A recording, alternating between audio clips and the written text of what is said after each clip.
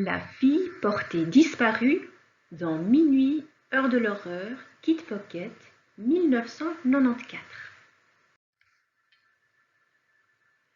Il était une fois une petite fille qui se promenait dans le bois. Tard le soir, elle vit une maison. Il faisait froid et elle était fatiguée.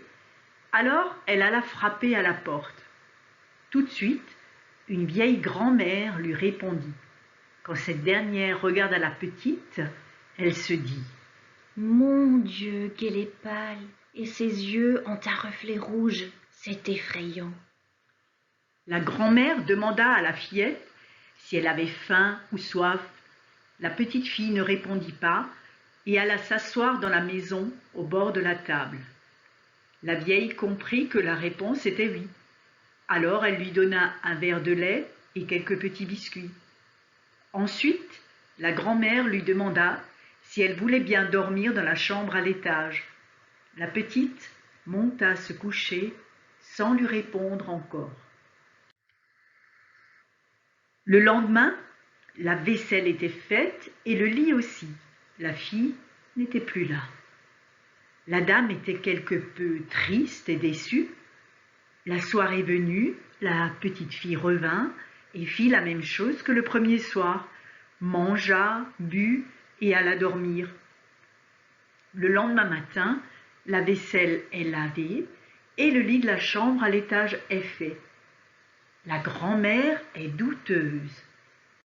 Le soir, elle mangea, but son joli verre de lait et alla dormir.